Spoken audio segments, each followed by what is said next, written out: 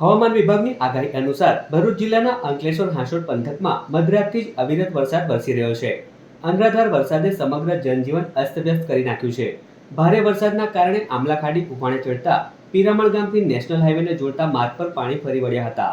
જ્યારે શહેરના ગાયત્રી મંદિર, મામલતદાર ઓફિસ સહિતના વિવિધ વિસ્તારોમાં પાણી ભરાઈ જતા વાહન વ્યવહારને માઠી અસર પહોંચી હતી। તો બીજી તરફ જીઆઈડીસી વિસ્તારમાં આપાતકાલીન પરિસ્થિતિને પહોંચી વળવા એનડીઆરએફની ટીમને સ્ટેન્ડ બાય રાખવામાં આવી છે। અંકલેશ્વર તાલુકામાં ભારે વરસાદની આગાહી વચ્ચે વહીવટી તંત્ર એલર્ટ મોડ પર આવ્યું છે।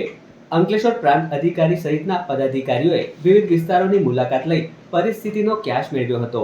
તો બીજી તરફ ભરૂચ નાકા વિસ્તાર સ્થિત ફાયર સ્ટેશન ખાતે વરસાદને લઈને મહત્વની બેઠક યોજાઈ હતી।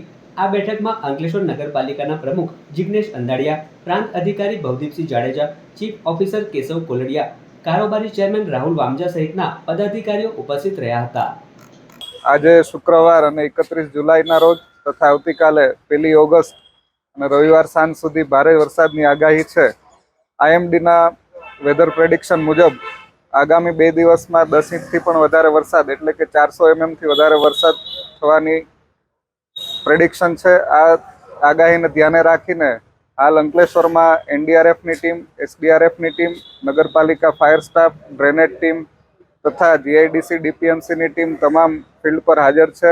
સાથે તંત્રના તમામ ડિપાર્ટમેન્ટને હેડક્વાર્ટરમાં હાજર રહેવા માટે સૂચના આપવામાં આવેલ છે।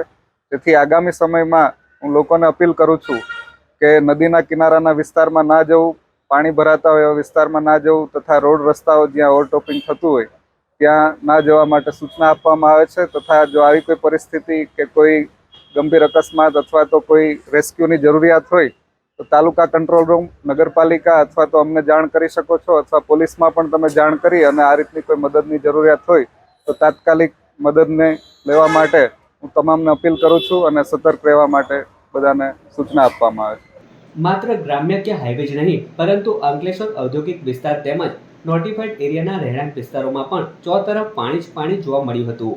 હવામાન વિભાગની આગાહી અનુસાર હજુ પણ વરસાદી માહોલ જળવાઈ શકે છે। ત્યારે વહીવટી તંત્ર દ્વારા નાગરિકોને કામ વગર બહાર નહીં નીકળવા તેમજ નીચાણવાળા વિસ્તારોમાં લોકોને સાવચેત રહેવા અનુરોધ કરવામાં આવ્યો છે। હવામાન વિભાગની આગાહી અનુસાર આવનારા 3 દિવસમાં એટલે કે તારીખ 31 જુલાઈ, 1-2 ઓગસ્ટ સરેરાશ 10 ઇંચથી વધુ વરસાદ વરસવાની સંભાવના હોવાથી કીમ નદી અને નર્મદા નદીના કિનારાના તમામ નાગરિકોને સાવચેતીના પગલાં લેવા તથા જરૂરી ન હોય ત્યાં સુધી બહાર ન નીકળવું કે મુસાફરી ન કરવા આપ સૌને હું અપીલ કરું છું। રાજ્ય સરકાર તેમજ સમગ્ર વહીવટીતંત્ર દ્વારા પરિસ્થિતિને સમીક્ષા કરી પરિસ્થિતિને પહોંચી વળવા જરૂરી પગલાં લેવામાં આવી રહ્યા છે। એસડીઆરએફ તેમજ એનડીઆરએફની ટીમો પણ તૈનાત કરવામાં આવી રહી છે। રેસ્ક્યુ બાબતે મદદની જરૂર પડે તો સ્થાનિક તંત્ર, પોલીસ, ડિઝાસ્ટર કંટ્રોલને જાણ કરવી, સાથે જ સૌ નાગરિકોને આપત્તિ વેરા જરૂરી સહકાર આપવા તેમજ સતર્કતા સાથે સલામતી સુનિશ્ચિત કરવા આપ સૌ જનતાને અપીલ કરું છું। આપ સૌનો આભાર।